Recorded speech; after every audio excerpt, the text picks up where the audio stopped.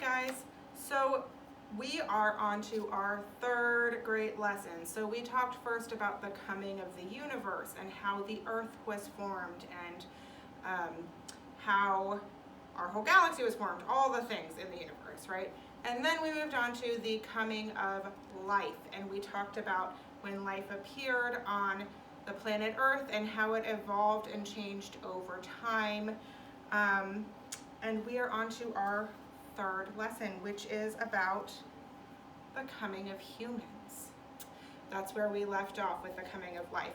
Now, there's nothing like super duper special about humans other than it's us. So that's why we care so much about it, because we are in fact humans. But that's our species. But we are in the kingdom Animalia, we talked about, with the 7 kingdoms. Within Animalia, now some of you have already started to do this and some of you haven't yet, and that's okay.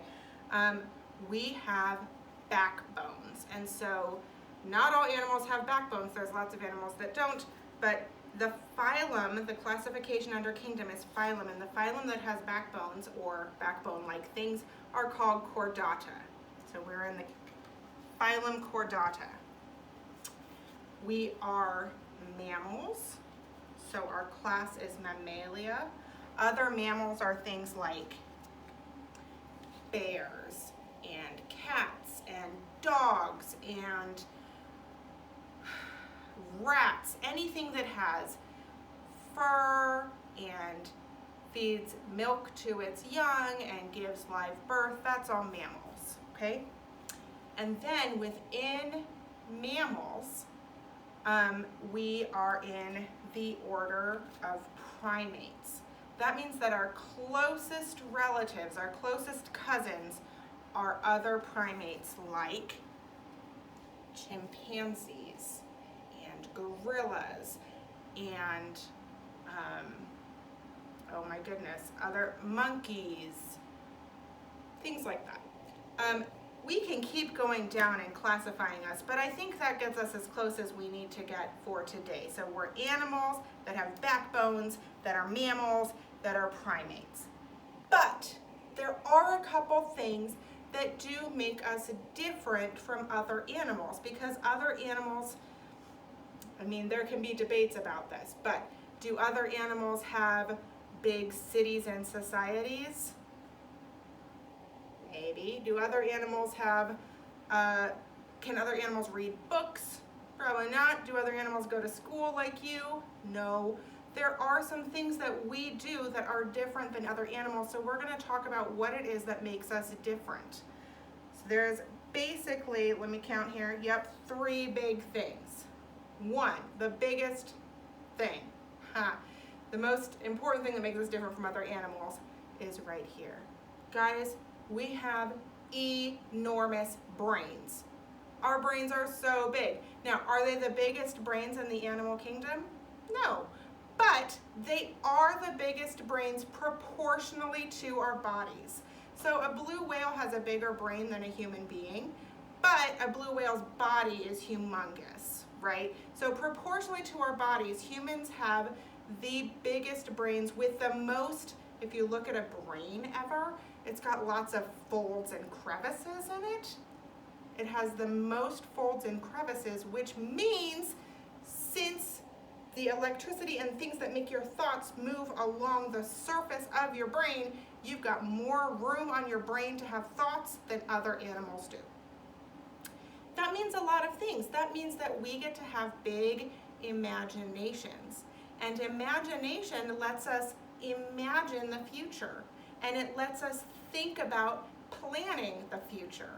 And it lets us think about saving food for later. Now, do other animals do that to some extent? Of course.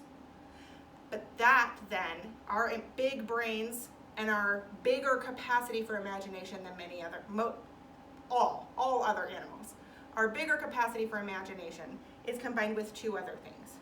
The second one is what I'm using to communicate with you right now. I am talking with my vocal cords, and when I talk, I also use my tongue, and I use my lips and my teeth. All of these organs in humans are very, very highly specialized. And it allows us to make just a huge variety of sounds.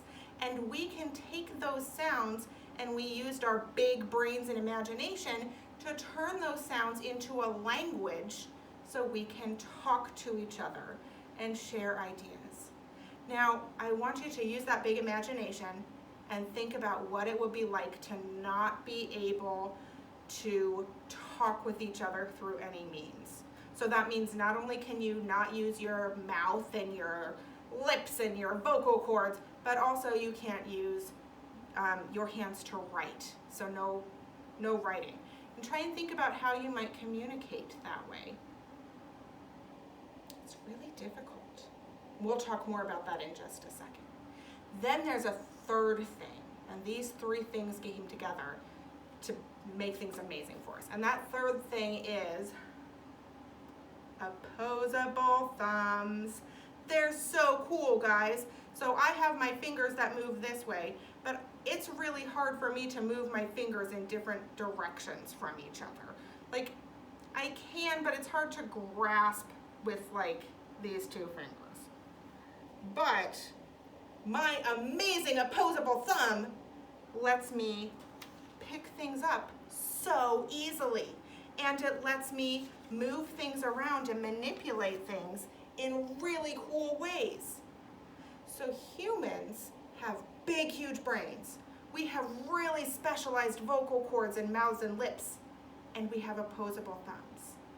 Those three things came together to allow us to form civilization and language and numbers, all the things that we're going to talk more about throughout our history classes. All of that is because of those three special things that humans have.